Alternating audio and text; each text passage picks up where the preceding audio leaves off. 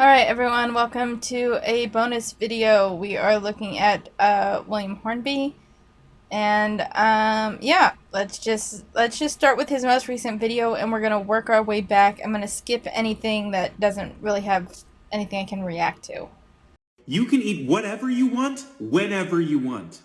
Yes, you can eat whatever you want, so long as it's in moderation. Is that what I said? I don't think that's what I said. What, are you going to tell me there's something wrong with saying eat in moderation? Consciously moderating what you're eating is just another form of restriction. Well, that's not the harmful kind of restricting, though. No, it still is, because restricting leads to binging. You've got to be kidding. Nope. When you tell yourself you can't do something, you're just going to want to do it so much more. So you can eat whatever you... Okay, you're only gonna want to do it so much more if you haven't developed past a teenager frame of mind. I mean, I don't want to discount people that really do have that thing of where, like, if I restrict myself, then I want it more. With practice, though, I will say that you can get out of that mindset. The goal is to view it not as I can't eat that, but more as I don't want to eat more, or I don't want to eat that type of food, because what I truly want is to reach this healthy weight, or maybe it doesn't even have to be about food, but like with exercise, I may not feel like going out for a jog, but jogging is what's going to get me to that endurance level I want. It doesn't have to be this thing where you end up rebelling against yourself if you know how to frame it within your own mind. I also find it really troubling that you view moderation as a form of restriction. It's not really a form of restriction. I really don't like the framing of restriction in this video, because moderation isn't about restricting, it's about not overindulging to the point where you hurt yourself. So there's restricting that can hurt you, and then there's overindulgence, which can also hurt you. Moderation is just kind of this term that we use to say I can eat something within my healthy range. Like, I've told you guys about that 1,000-calorie chocolate bar that I like. I had it not that long ago because I knew I could, because I was modest in what I ate that day and I had planned it out. I don't eat it every day because that would be unhealthy. This is my form of moderation for this particular snack that I really like. I eat healthy, and the day that I plan on eating it, I work on exercising a little more and eating a little less, and I can have that full 1,000-calorie chocolate bar. But it's not going to hurt me because I haven't had it in over a month, and I didn't take in more calories than I expended throughout the day. So it all evens out. That's what moderation is. Moderation isn't just, I can only have this much ever. It's a matter of, I really want this, and I've organized my day to where it's not going to hurt me. That's what moderation is. It's about moderating your food and moderating your exercise to a point where it's not going to hurt you, and it will help you achieve what you want to achieve. If you gain weight when you start eating enough, that is weight that is meant to be on your body, and that is totally okay. If you gain weight when you start eating enough, that is weight...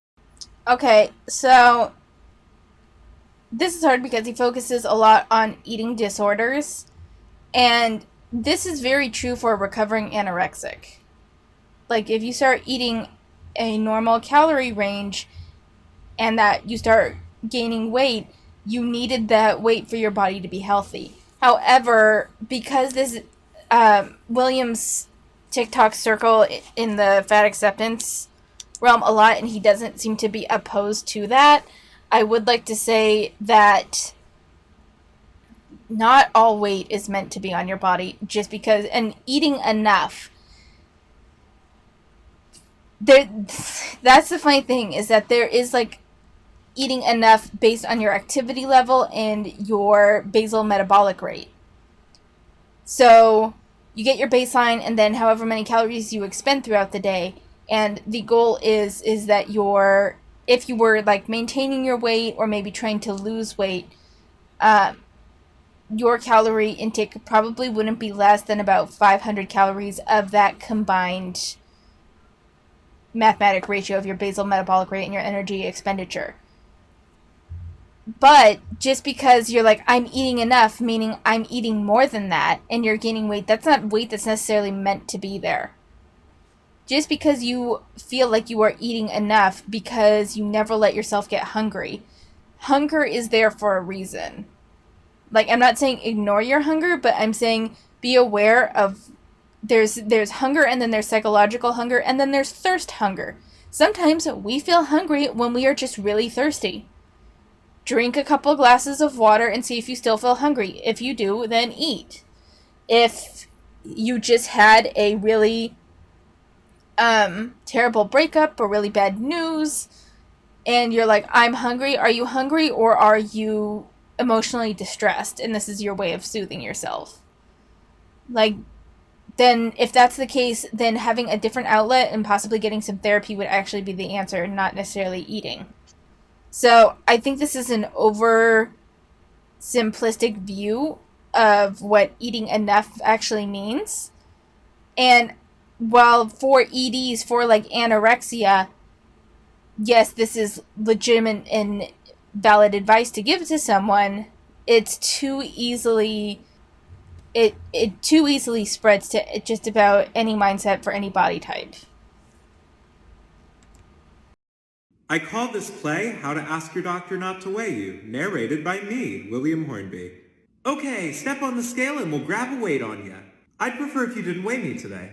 This should be the end, but if it's not... Why? Because I have an eating disorder and knowing my weight is harmful and triggering. And hopefully that's the end, but again, if it's not... But I need to weigh you. Why? They should always be able to give you a reason why. If they cannot, they shouldn't be weighing you. I need your weight to properly dose your medication. Oh, okay, then I'd prefer not to know my weight when you take it, and if you could please black it out on any of my discharge forms, that would be really appreciated. Thank you. And that's how. So I actually don't have a whole lot of issue with this on its face. I will say, though, that in the efforts for, like, certain movements, I believe it was with Michelle Obama and her Get Fit campaign. It might have been something else, but there was something in regards to the medical field in which they are, like, required to take your weight. I think you can waive it. That is within your right, for sure. But them asking to weigh you and pushing to weigh you could just also... It's not necessarily meant to harass you, but it could be part of them filling their paperwork that they need to. It's also worth noting that some health insurance companies won't let you charge your insurance without getting yourself weighed. I don't have a problem with this in particular. For people with eating disorders, this one is another one of those fuzzy areas where it's like, if you have an eating disorder and you need to protect yourself, fine, I get it. But how many of you actually have eating disorders, and then how many of you just are in denial and don't want to deal with the facts of reality and don't want to hear your doctor talking about your weight? He's obviously a normal weight, but there are those that are morbidly obese that really should be aware of their weight. Coffee isn't a meal, no matter what you put in it. If you had coffee as a meal today, you need to go have another meal right now. I disagree with this. So, the way this is framed, no, coffee isn't exactly a meal, but if you're framing it in the way that someone said, I had coffee for breakfast, there are some people, and I'm one of them, where we can't eat like actual food when we get up. Now, I don't drink just coffee. I have a protein shake because my stomach can handle that. But I have a sister that, for a long time, could not handle taking anything more in than a cup of coffee. She ended up eating later, but saying you need to go have a meal right now. Not everyone that skips breakfast is like harming themselves. Again, this is one of those vague ones where I think he means it for people with eating disorders, but sometimes having coffee alone for breakfast isn't as harmful as you think it is, because those people may end up having a bigger lunch because their stomach they've woken up, their body is working out, supposedly maybe they had some water, their stomach has been kind of primed for food, and now they can eat it without issue. So it just kind of depends on the person. I don't know about this one. A lot of his, like, I've seen some of his, what I think were earlier ones, where he had more comments where it was kind of easier to refute, and why it was such an issue with, like, fat acceptance sort of stuff. This sort of thing could be, like, for people with eating disorders, like anorexia. It makes a little bit of sense, but at the same time, it's so easily generalized to people of all body types that, like, if you skip breakfast, it's really not the end of the world. There is no such thing as being skinny enough to have an eating disorder worth addressing. That's why it's called an eating disorder, not a size disorder. It's time to get help.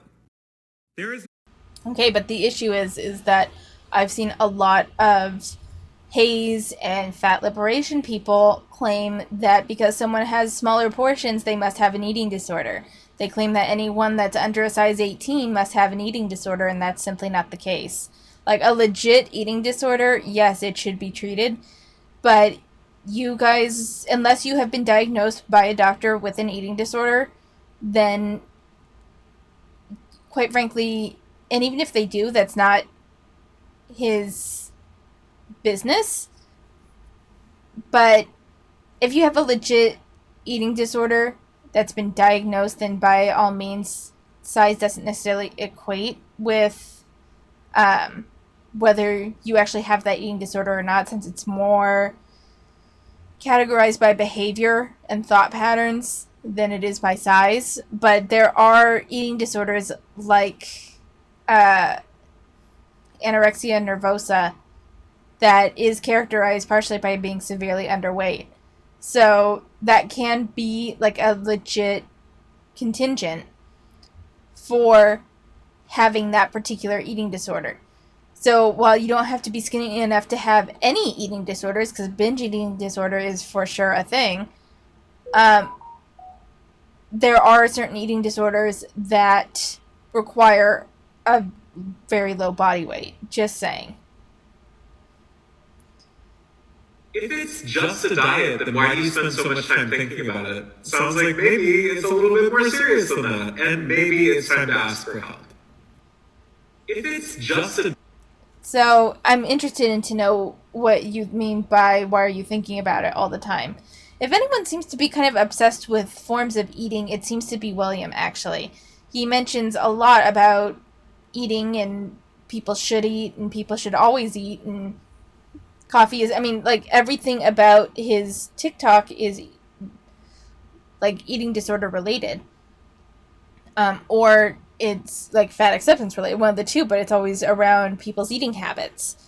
And I get this strong feeling, like, there was a time when before I started recording, I was, like, watching his videos some, and a general vibe I get from William is that he, definitely had, I think, because his TikTok page says, like, ED recovery, so I think he had an eating disorder to begin with, that he is in recovery from, and, more power to him, good on him, glad he's doing better.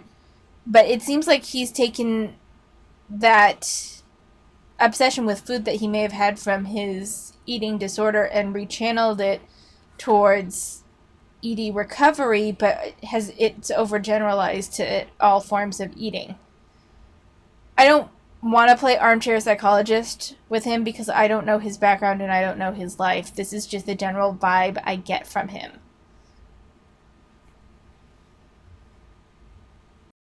Are you scrolling through this app to avoid acknowledging your hunger? No! Go have a snack. You deserve one. Are you scrolling through this app to... So, anytime you are hungry, you have full permission to eat until you are not. Again, with it, so I honestly thought William was going to be more of a one that I could, like, rant about, but he his stuff requires more of a nuanced discussion than some of the other fat liberation people that I've seen. Because he seems to be more focused on eating disorders and has, as I said before, just overgeneralized it. And I don't disagree that when you're hungry, you should eat. But again, like I said before, hunger can appear due to a couple of different things. You can be hungry because you're sad. You can be hungry because you're really thirsty. And I think maybe addressing and checking within yourself to see which of those, if there's one of those is in play, and addressing that before you actually eat something would probably be the better way to go. My doctor says I need to lose weight. That sounds like pretty lazy advice from your doctor. What do you mean? Doctors tend to treat weight loss as a cure-all when really it's never been proven to do that long-term. Oh? Why is that? Probably because 95% of all intentional weight loss fails long-term. So what should my doctor be doing? Your doctor should be legitimately considering your symptoms and giving you solutions based on those symptoms. You know, like a qualified and good doctor. How do I ask for that? If you're fat or in a larger body, ask your doctor whether they would give the same solutions to a smaller-bodied person who is experiencing your same symptoms. But what if my symptoms are because of my weight? There is not a single disease that is exclusive to fatness. There are so many solutions other than weight loss. You deserve to have access to them. My doctor says I need... Okay, this is one that I can actually talk about a bit more. So, I keep seeing that 95% statistic thrown around. Does anyone know where that fucking study is? Because I would very much like to read it. I get so fucking tired of seeing that statistic, and yet it isn't cited anywhere. Where the fuck is this statistic that you are citing? Because I've seen several people claim that it was from a legitimate study. Where's that fucking study? Please tell me. And before anyone's like, do your own research, no. Don't throw out a statistic and claim that it is backed by science if you don't have the material to back up your claim. The burden is on you to show that it is legitimate, and then for me to refute it, the burden is on me to verify your sources and to come up with my own. That's how that works. Number one. Number two, that whole thing about would you advise the same thing to someone in a smaller body? Here's the thing. Sometimes your weight is a contributing factor to your issue. If you have joint issues, losing weight would help you.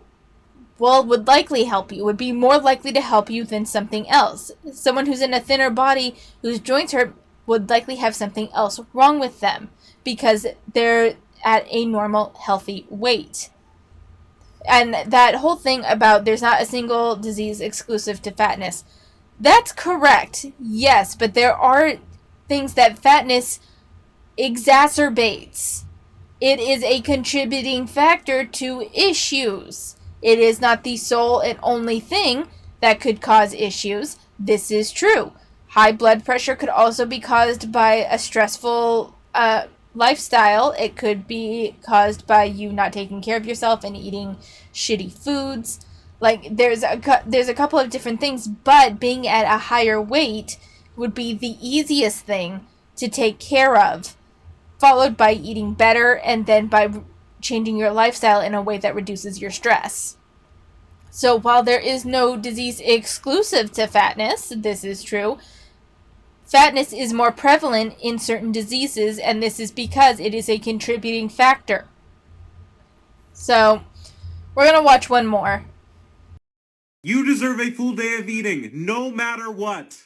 This video clearly wasn't made for me, because I have the opposite problem. I can't stop binging on food. This might be shocking, but people with binge eating disorders still need to learn to eat when they're hungry. Nah, I'm pretty sure I need to learn to ignore my hunger, actually. Here's the thing. One of the biggest triggers for binging on food is restricting on food, and looking at food that way is a form of restriction. So in order to stop binging, I have to stop restricting, stop dieting. Exactly.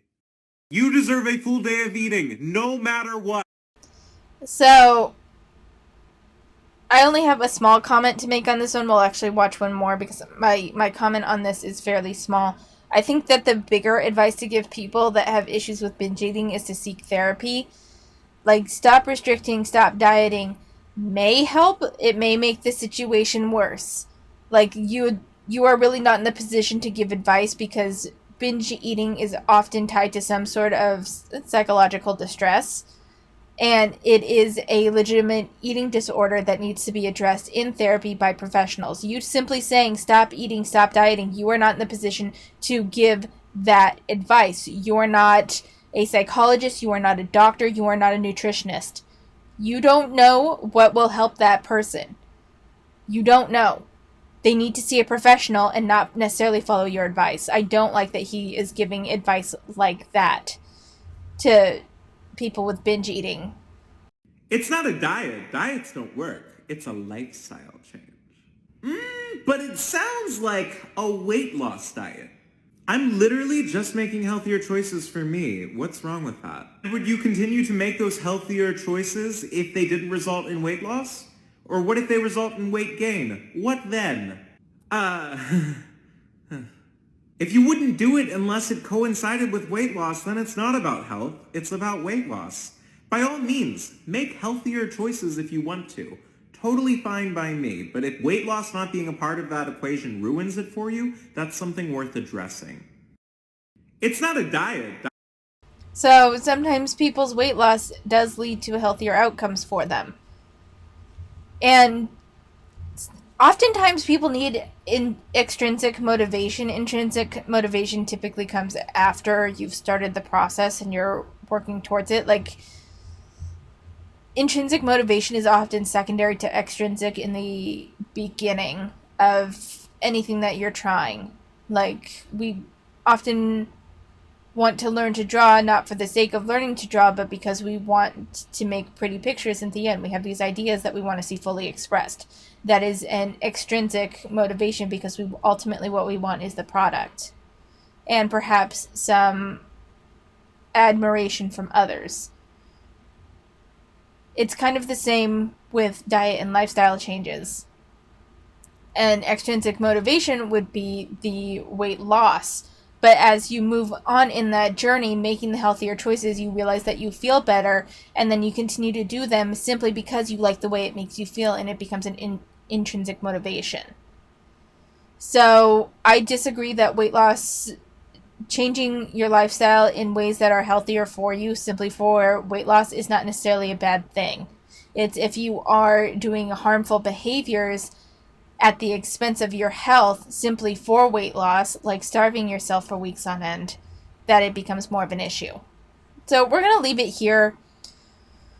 William required more of a nuanced take than I was anticipating, but I still have some issues with some of the things that he said, and we may revisit him if anyone wants me to. Right now, I don't really feel the need to revisit his TikTok anytime soon. But let me know what you thought, and I will see you next time. Thanks for watching.